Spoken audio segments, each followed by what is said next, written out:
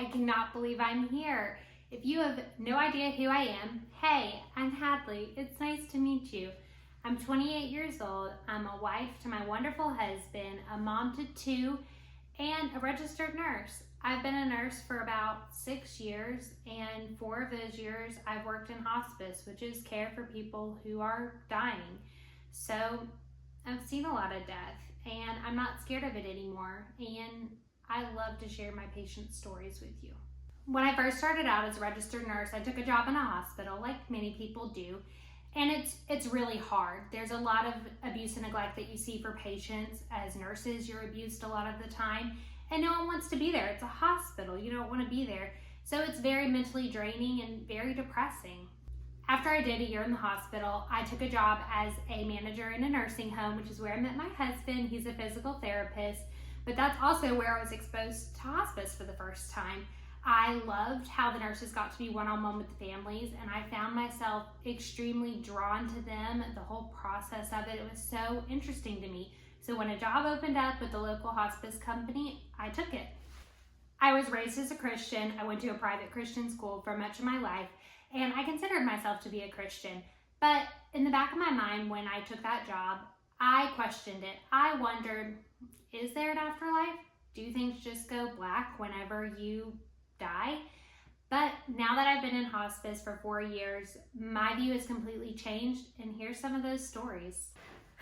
So my very first hospice patient was a lady in her 70s. She had bone cancer, and she was not confused at all. She was totally with it.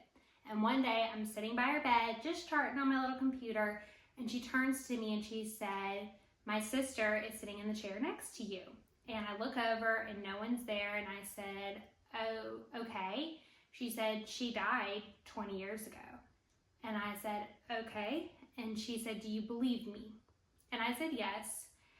But in the back of my mind, I wondered if maybe her kidneys were failing, which would cause some hallucinations or some confusion, possibly. And she said, "Please don't tell my family because they're going to think that I'm crazy." And I said, "Okay." And she said, "I think I'm going to be dying soon." And I said, "You're really not showing any signs. Your blood pressure's okay. Everything's okay. Everything's going as normal." But lo and behold, she did. She passed a couple days later very peacefully. I had another patient who is very near to my heart. I saw her every Tuesday and every Thursday for 6 months. She was 98 years old, very spunky, and very vocal about being ready to die. Her husband had passed away pretty early on in the war, and all of her friends had died, and she would talk to anyone and everyone about how she was ready to meet her maker, which was her words. She was Catholic. She was very religious. So one night she had COPD, and she had a COPD exacerbation, which means that it was very, very hard for her to breathe. So I was there. I was able to get it under control, and afterwards she told me, "I thought that that's how I was going to die, and I was very scared." And I said, "What were you scared of?" And she said, "I'm Christian, but I was scared, maybe it does just all go dark." And I said, I understand that. I get that.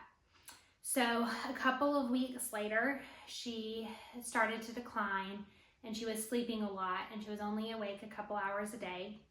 And I was drawing up some medications for her, and I saw that she was looking at me, so I said, "Hey." And she said, I'm gonna pass tonight."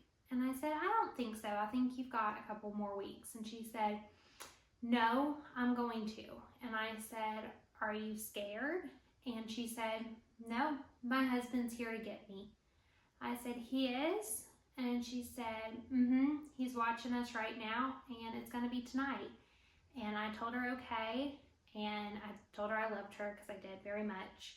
And I doubted it. I thought it would be another week, but at 3 a.m. that morning, I woke up randomly, and I knew she was gone. I just had a feeling. And the next morning, when I got report from the night shift nurse, she said that she had passed around 2:30 a.m. and it was very peaceful in her sleep. These stories are just 2 of literally hundreds of people who have the exact same experience, exact same story. I no longer doubt at all that there's an afterlife. people have that exact same experience of family members coming to get them.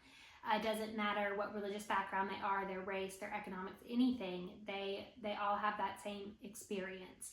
I share this on my TikTok, and I'm excited to keep sharing this on my YouTube now. If you subscribe, I cannot wait to keep doing this, and leave me a comment and let me know what you think.